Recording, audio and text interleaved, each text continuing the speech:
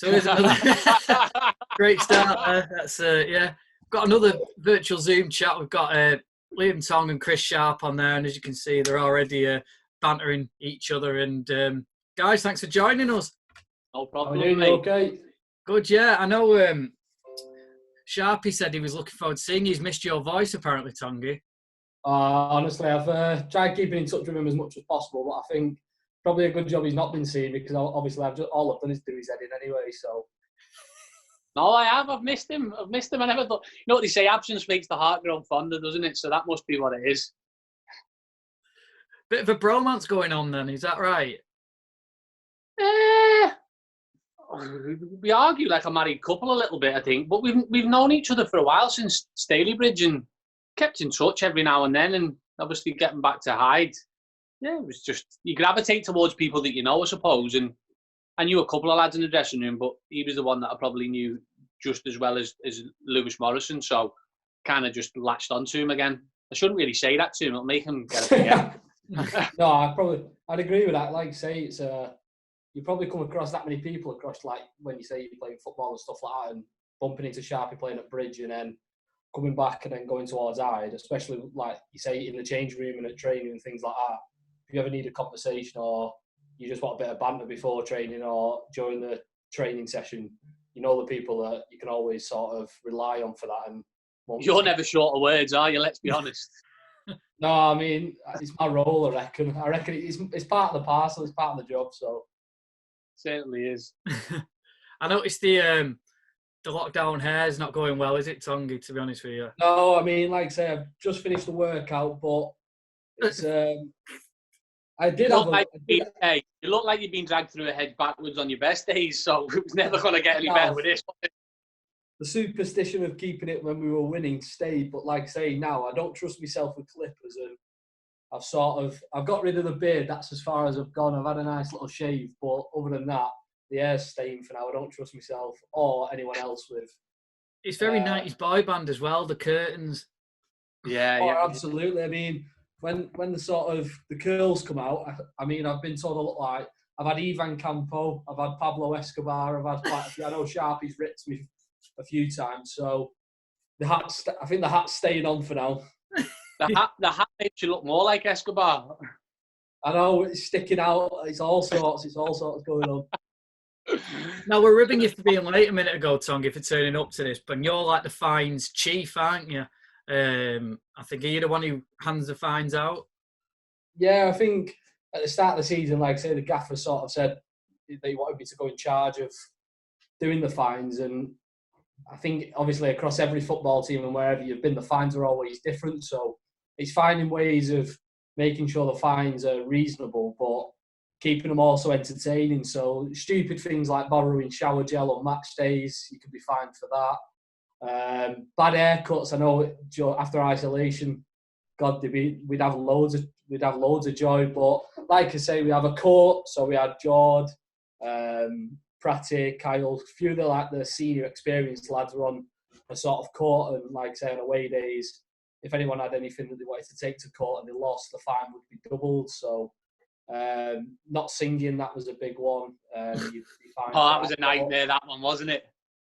Like I say, lads, we did a double fine November, which was, it just added a bit more, especially competition as well in training and things like that. Like you get fined for being megged, and like I say, it was £1, but then across the whole month, you don't realise how many times people get megged within the month, and some people go behind your back, especially before training when you're just having a little kick around. But like I say, it was all for a good cause. It goes towards the Christmas do, end of season, and like I say, it's a way of keeping together and sort of getting the lads together. I know it wasn't very much planned with us supposed to be playing on the Friday. We had a big day sessions sort of planned for the Saturday, and then with that being rearranged back to the Saturday, it was sort of like, right lads, we'll meet in Manchester, and then 16 lads all had a few pints. At the best of times, you're not getting into many places. So, like I say, it was a good laugh though. It was a good crack, and next season it'll be very much well organised. I bet that went up the nutmegs when Illiman turned up. I bet everyone was chucking quids in. Oh, do you know what? In the first week as well, Illy probably got Meg the most out of anyone. I was going to say I got him. I've got it wrote down in paper that I beat him in a game of 2-touch somewhere. I was speaking to him the other week, and I've still not let it go, sort of. But he's like I say, he was the main culprit. Dan Turner was another one when he was with us. He was another culprit. There's quite a few that were. Illy got me with a Megs once, and I swear to God, I was gonna volley him. I went to close him down, and he's flicked it through my legs, and everyone. It was in a little small-sided game, so it was actually. I think he even scored as well, and everyone's way. And I thought, if you come near me, I was that close to just running over and just booting him up in the air. And my head is because you know he's going to do it. You know he's going to do it, and you still go over, and he still does it to you, and you think, I knew you were going to do that. How did you do it to me? It's just so infuriating. Is it like that? Go on, sorry. No, I was going to say, is it like that one of Carl Walker where it stops and they play Hello Darkness, My Old Friend? Is it like that? Yeah. That's exactly what it was like. And the worst thing is I'm the biggest culprit when someone gets Meg to shout and jump around, and he done me and everyone was made. The whole training session sort of stopped just to admire what had just taken place. It was He got the belter though when he sat you down on the line. Yeah, I mean, I've never in my life, he did the biggest feint for a shot. And I think it must have been the second training session in, and I found myself on my back looking up at the stars while he just dipped the ball over me, and I just thought, what is going on here? It was absolutely. He got me back good, well and truly. He seemed to integrate into the dressing room really well, though, didn't he? I think. Yeah, he was a quiet lad, though, wasn't he, Tongue? He didn't really say a lot, but he was a good lad. You could tell he was just a nice kid, and he just wanted to play football. And everyone, I think the big thing with us is our dressing room was great.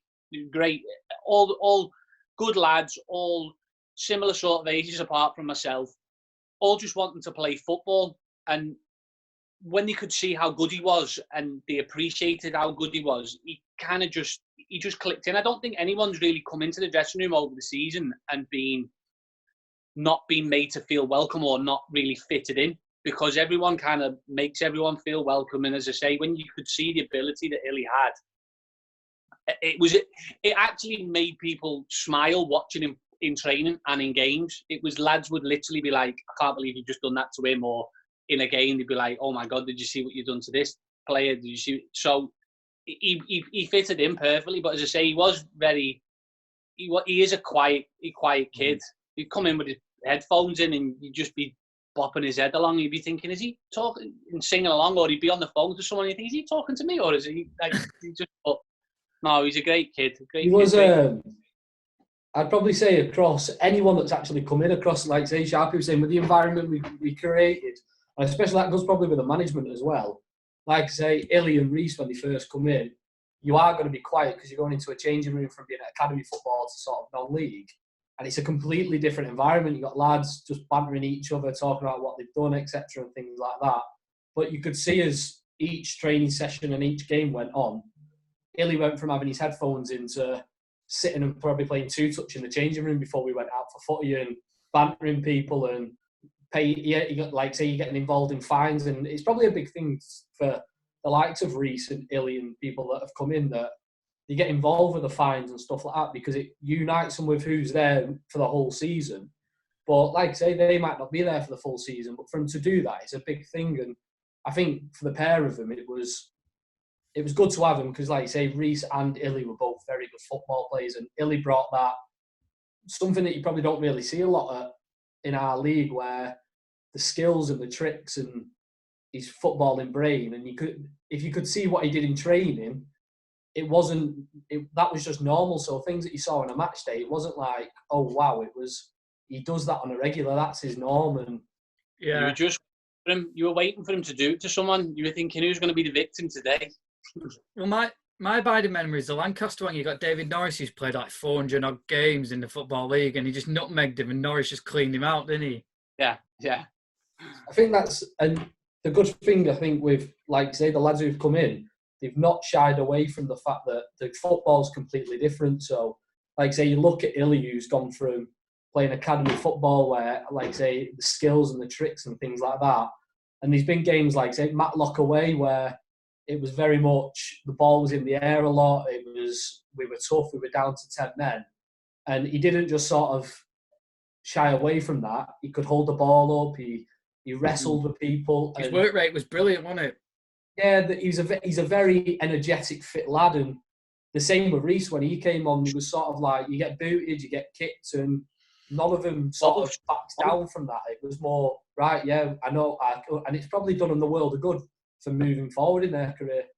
They're both physically strong as well, which you don't realise. Illy's really, really strong in terms of trying to get the ball off him. He shields the ball really well, and he's wiry, and tell you what, he doesn't mind a tackle. Well, maybe not he doesn't mind a tackle, but he doesn't mind people tackling him and mixing it a little bit. He's certainly not shy of that. I think you can see that he's just a very confident lad when he goes on the football pitch, and he just knows that he probably has that little bit of arrogance that you probably need to go to the top level, where he knows he's better than most of the players on the pitch. But he shows it as well. That's the thing. He kind of has that little strut, that little swagger.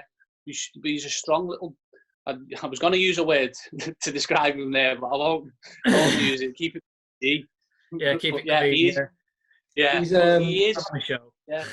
Like you say, that goes with Reece. Like you say, Reece and with Reece lads who came in. Reece straight away off the bat got involved with lads, bantering, and he was probably opened up more than Illy did to start with. But when you got to the end of, like I say, the time when they were with us, you could both see that they'd walk in and it was like they'd been there all season. Anyone that sort of came in, and I think the good thing about our dressing room was that there was sort of no one that kept themselves to themselves, and you could see that lads would talk to each other outside of football, and lads would speak to each other about personal things outside of football. And I think that went a long way with how we played across the season. It wasn't just we see each other Tuesday, Thursday, Saturday. Some lads would meet up, some lads would chat, they'd go online and things like that. And it goes a long way, especially when you've only got so much time with each other during the week.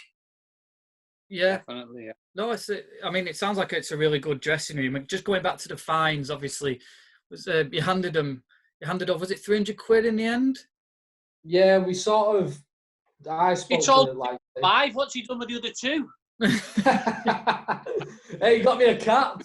I just, like I say, I spoke to George, spoke to Sharpe, Kyle, quite a few like the lads who'd been there, and spoke to the gaffer, and we just sort of thought of, with the whole situation and things like that, it was be tough for us all to get together anyway, but it was probably the right thing to do. And I think it set a trend across quite a few clubs at the fact that quite a few people have done that. And I think, like I say, the situation we're in, it's not ideal and it's tough, but I don't think there was one lad that sort of was reluctant, and the contributions that some people put extra in, and everyone understood each other's financial situations and people's different jobs, and it wasn't like no one was forced, everyone was open about it. And I think it was just a nice gesture, and it just probably portrayed what sort of lads were there during the season, and just a bit of support for the club, because like you say, throughout the whole season it's been effortless and there's not been a fault at all. There's no one that's ever not supported the lads.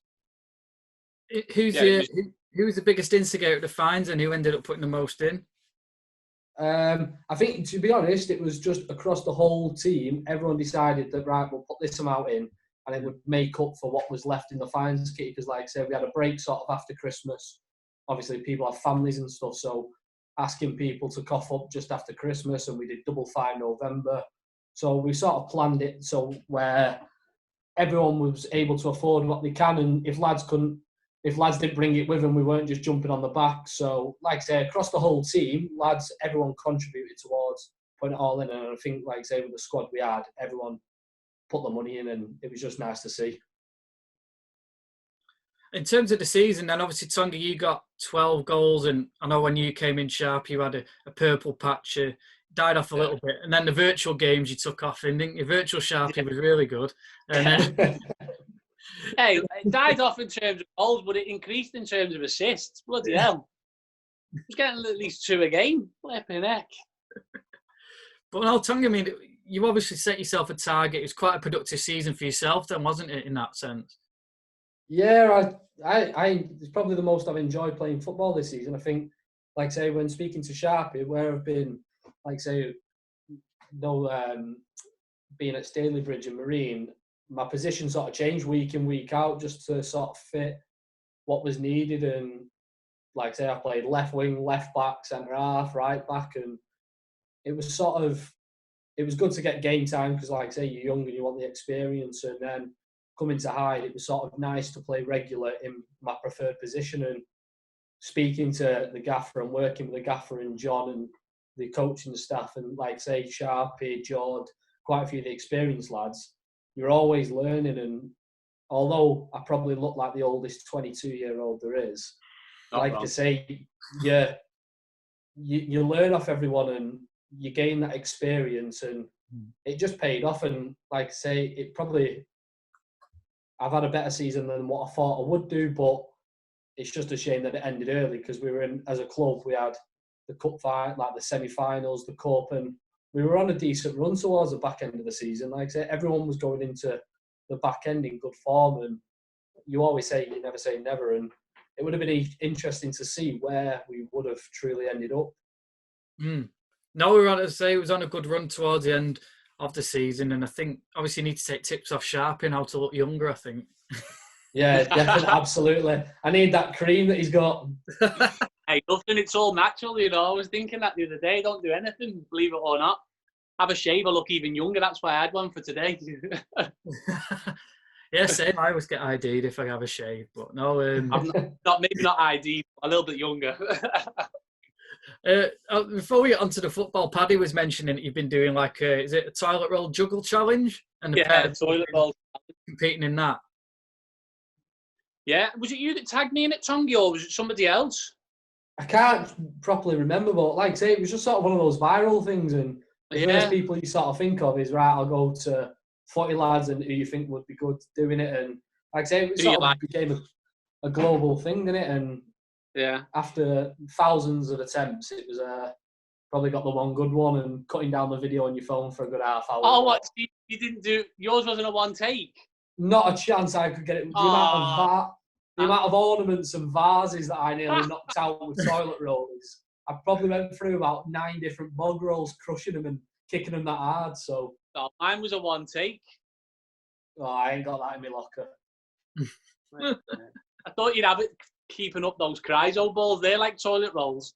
That's what if the competition was just to boot it as hard and as far as possible, you're all right. Oh, you'd win.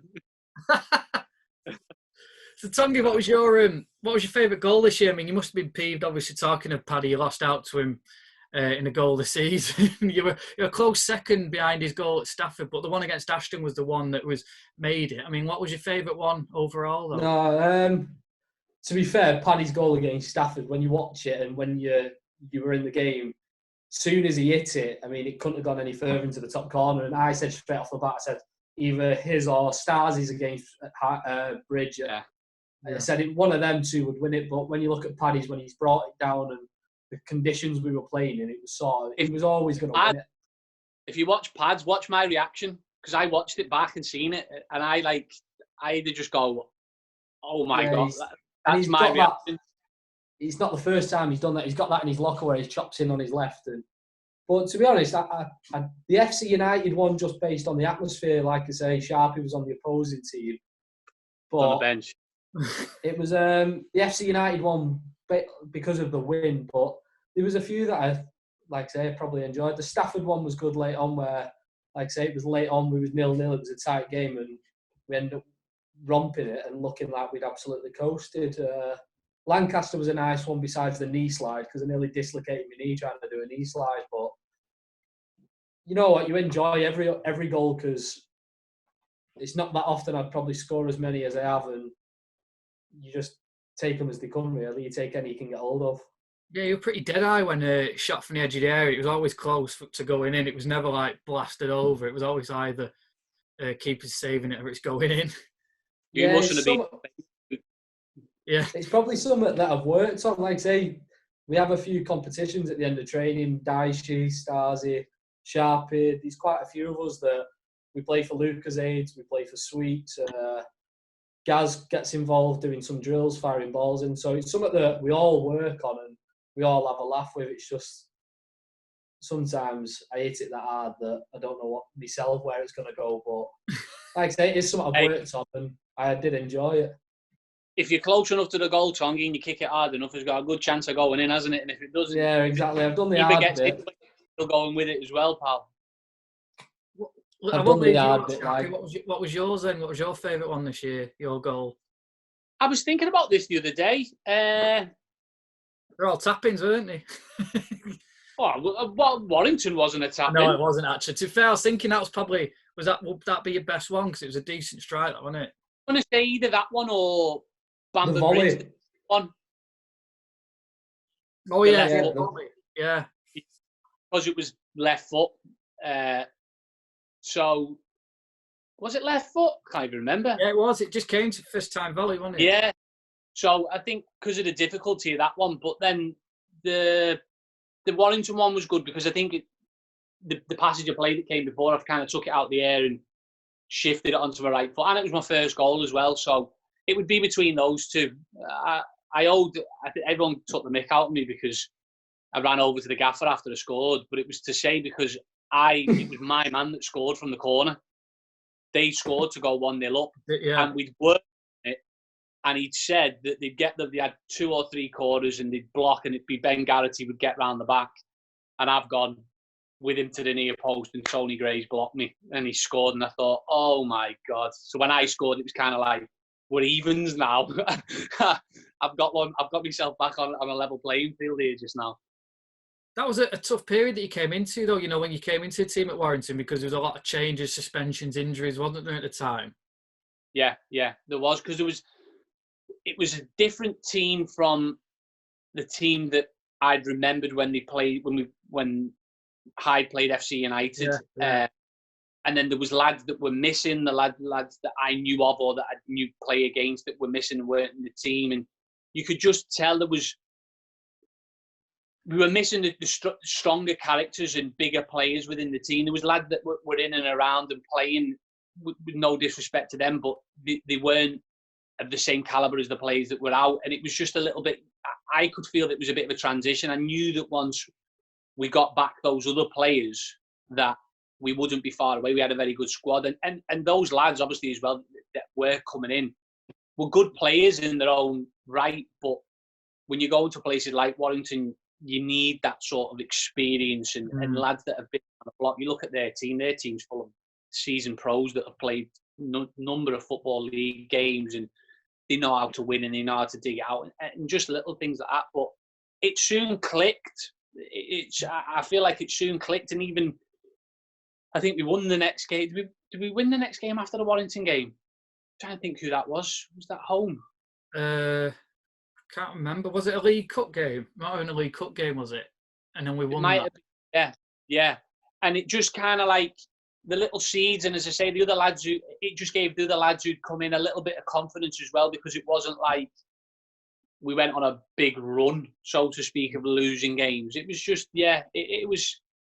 I think I always knew coming in that we had a good quality of players, even from training sessions, and I knew that we would be very close to clicking and getting going and potentially getting a playoff place, aiming for that. I knew that it wasn't far away, so it was never really a worry. Yeah, I mean, probably the toughest period was over Christmas, wasn't it? The Stalybridge home game, the FC United home game. You had the Buxton winning between that, and it was just like the two sort of big home games. It just didn't quite happen performance-wise, did it? No, it never. The worst thing about the Christmas period, obviously, I got suspended from a personal view, and that's a nightmare, because when you look at the Stalybridge game's a game that you'd want to play in, because you know there's going to be a good crowd, you know there's something extra on it because it's a derby, and you're not involved to influence it in any way, and it's hard watching the game pan out.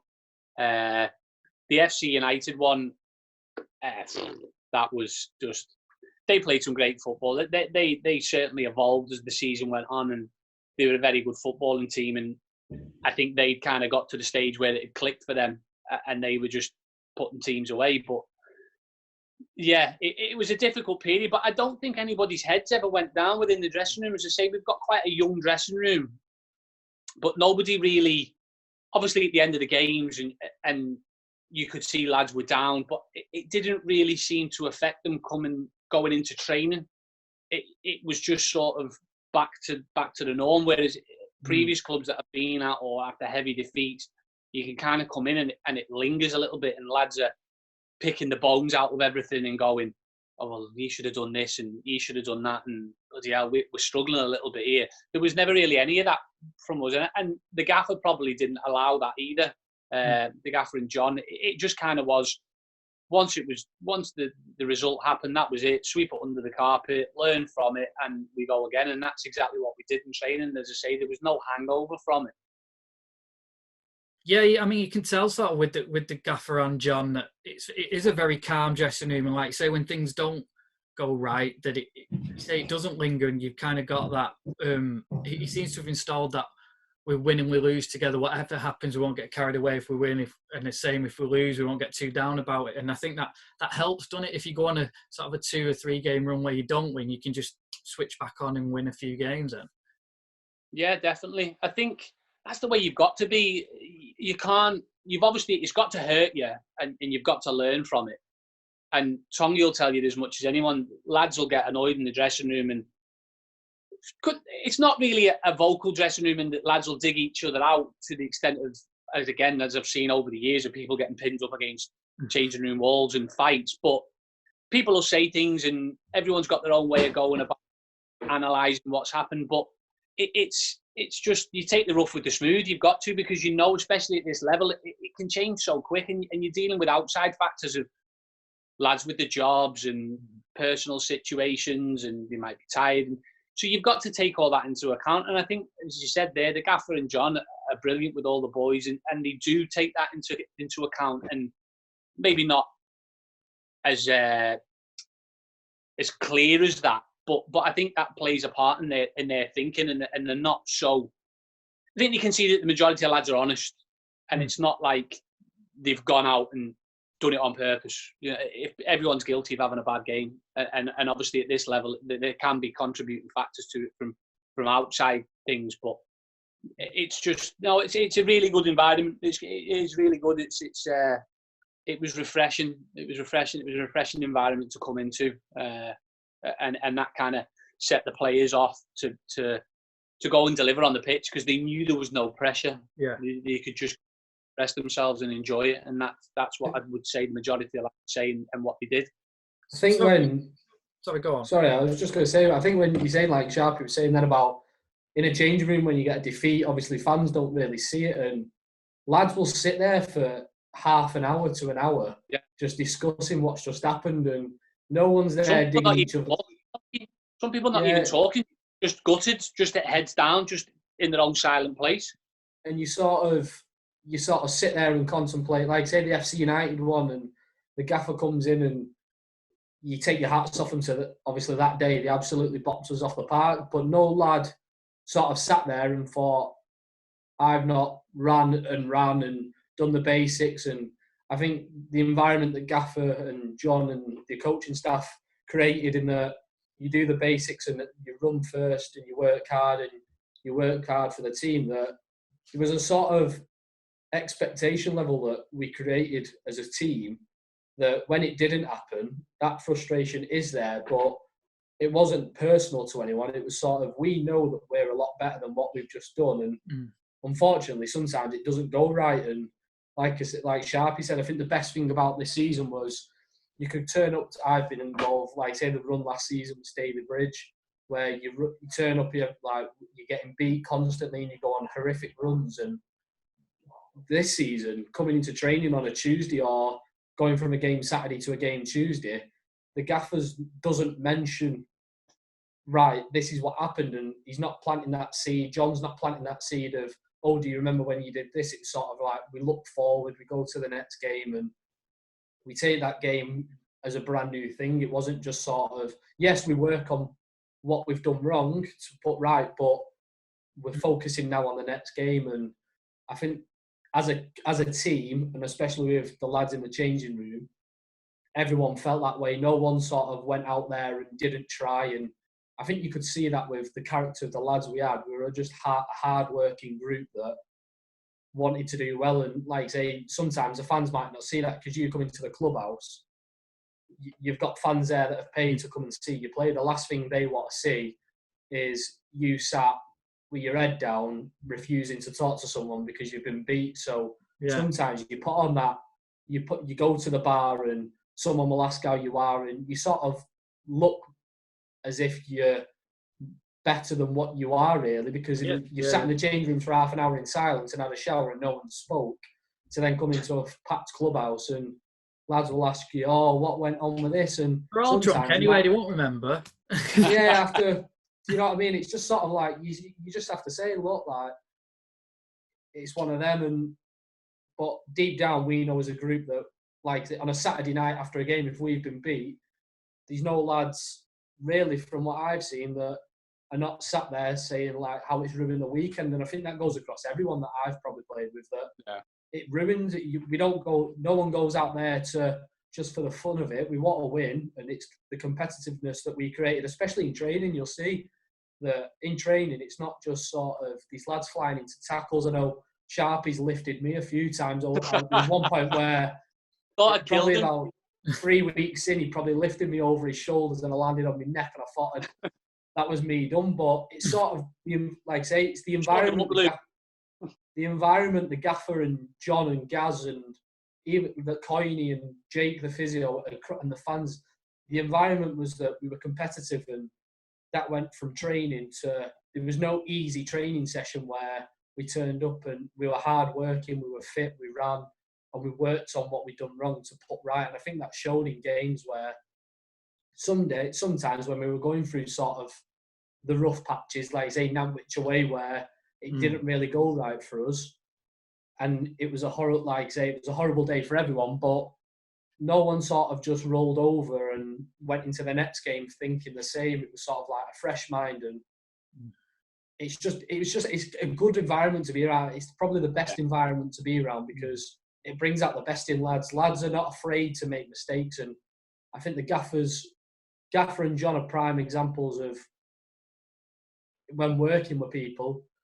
I'll always remember when Oran, we played someone at home, and the Gaffer, he looked like he wanted to come off the pitch at our time, being a young lad, and the Gaffer, the first thing he said was, you'll probably learn more from that 45 minutes of football than you will for the rest of your career. And he came out the second half and was a completely different player for us, and he instilled that confidence for lads to be brave and not make mistakes. And like I say, with people like Paddy and Illy, those are the sort of players that go and express yourself, go and do the hard work, but like you saw it, like Paddy at Stafford, go and express yourself, go and put it in the top corner and show people why you should be playing at a completely higher level. And I think that goes from everyone. Like the Gaffer knows that across every lad that he works with, there's always that opportunity to step up. And if he's improving you as a player, and I think you could see that lads were improving it across the game. I've learned more probably this season just playing regular and working with the Gaffer and Gaz and playing the people around me. And I reckon most of the lads in the team would say exactly the same, that you're not just playing for the Gaffer, it's more of a personal thing where he's actually developing you as a player. And having, like say, John playing regular as well this season, having that sort of leadership on the pitch and working with you, even if it's just a quiet word, and the experience comes through. And as a personally, like the combination Gaffer and John have and the environment they created is probably the most I've enjoyed playing football and the most I've probably developed as a footballer. So next season then, when obviously it does get underway, you must be pretty confident. If you can keep the nucleus of that squad, like say the way the team was finishing off, you must be confident to say that into next season and learn from any mistakes that have been made last season. Yeah, definitely. It was, as Tongi said, it was very, very disappointing the way that it ended, because it got to the stage where you were turning up every week thinking, we can win here, we can win. And you could see that players, even from not the short period, but even since I came in, you could see the improvement in players. You could see that players were getting that confidence, and they were improving week in, week out. And you were thinking, we've got a chance here. I almost think if I'd have come in a few weeks earlier, or if the season had been extended slightly, that we kind of probably hit our peak in terms of performance levels, everyone a little bit too late. But we were never, ever really far off. I know there was obviously the games that we spoke about there, the FC United and the Nantwich, but in every other game, we were never, ever far off winning or losing. So, yeah, I think it's a great squad. The hard thing is going to be is the lads have shown, and you just hope that the lads have enjoyed the environment that was created by the gaffer and John and the coaching staff and the rest of the players, that they'll stay. But I'm sure there'll be. I know you spoke to Paddy, and there's obviously going to be interested in Paddy and the likes of Illiman, and Tongi, no doubt, will have interest as well, because he's scored a load of goals and played really well for us this season from midfield. And it is a very talented team. If I was to look through it and think of the players in the team, very good players, and all probably wouldn't be out of place in the league above. So it does bode well going into next season if we keep the nucleus of the squad at 100%. But fingers crossed we can. Final minute then. Final question. What was your initiation songs? I know you had to have a sing song on the bus. What were they? I didn't have to do one because Sharpe didn't. Sharpe bottled it because we did No Fine December, so Sharpe got out of that one. But old experience, Tongi. I think mine was on the way home from South Shields. So obviously we had the week where we beat FC and then Shields, and I sang I Just Can't Get Enough. Depeche Mode, I think it was. Is it Depeche Mode? And I say, we had quite a few of the fans on, and that journey home from Shields, I think, like I said, the gaffer's first words were, "Look after yourself, we've got a game Tuesday." And if we didn't have a game Tuesday, I think it could have gone completely the other way. But it was like we'd all had about 15 pints anyway. Everyone was singing, and it's probably the best standard of initiations that I've seen. Jack Dyche rapping, Jacko Hardacre singing Jason Mraz. He had the voice of an angel. Jake the physio singing Wham. I mean, there was just so many, but I think, like I say, it's a good laugh, and people don't realise that, as petty as it sounds, like once you've done it, you feel like a weight's lifted off your shoulders because you're not afraid to embarrass yourself in front of the lads. I mean, some of the things that I've done in the changing room and on the pitch and just having a joke. I mean, when we're going for debriefs. By the way, 12:09 here. Who's going to cut off here? Like I say, I'm probably one of the worst culprits for it. Hiding boots before training. I mean, there's been one training session where someone's got me back and my boots have completely gone, and I had to train barefoot for the first 10 minutes of the warm-up. And I think I decided to get everyone back. So when we go into the classroom and we do sort of the briefing and we look at the analysis, I turned all the lights off and put little pins on every seat, but they blended in with the chairs. So the first couple of people came in and they clocked it, but then obviously as more and more people came in, they didn't realise that every seat had one. Paddy Lane comes in and just sort of slams himself down. Yeah. The thing was, you'd got a few others, and it hadn't actually. They'd sat on them, and they didn't even realise it hadn't even reacted. So everyone's in, and everyone knows. And Paddy was one of the last ones, wasn't he? So everyone knows that there's pinned on the chairs at this point, and that it's not worked. So they weren't expecting anybody to get stung by it, quite literally. Yeah. Paddy's come in, absolutely slapped his backside on the chair because he was late as it is. And the pin's gone right into the back of his back into his bum, top half of his hamstring, and he just let out the biggest yelp ever. And like I say, all lads are on the floor in stitches, but it's just a good crack. Like I say, we've had half of the time, at least one of my boots goes missing before every training session. And he's out. Putting shower jelly lads' hairs while we're having a shower. That's probably the most that anyone ever does. Like I say, lads are trying to get out the shower and you're just rinsing them with shower gel on their hair, and you can't see. And before you know it, 4 lads have used a tub of shower gel on one lad's hair, and he's in the shower for a good hour. So we got Reese, didn't we? That was welcome. Yeah. Welcome to the league. Reese, Dan Turner. Dan Turner used to just get, and like I say, technically they're borrowing shower gel off you, so they also got fined like £2 off every lad that they borrowed shower gel off. So good way to get the kitty up as well. Was it you hiding Tongi's boots, Sharpe, or? I might have done it a couple of times, yeah. I might. There was one occasion where my boots, I could not find them. I'd probably spent 25 minutes, and the gaffer had set up a few mini challenges as part of a warm-up. I tried putting Dan Turner's boots on that were a size and a half smaller for me because they were the only ones I could find. And within sort of 2 minutes, I was sort of on the pitch in barefoot doing the mini challenges because no one wanted to throw anyone under the bus about who'd done it or where they did my boots. But luckily for the majority of the warm-up, actually, I got my boots back, thank God. But yeah, it's a good laugh and no one takes it to heart. Everyone's up for it. I've noticed John McCoon's one of the biggest prankers. Some of the stuff he comes out with as well. John is the biggest dark horse you'll ever meet. He's probably his one-liners and just some of the things he says and some of the things he does. You're constantly on edge with him, especially during training and when you're having a laugh.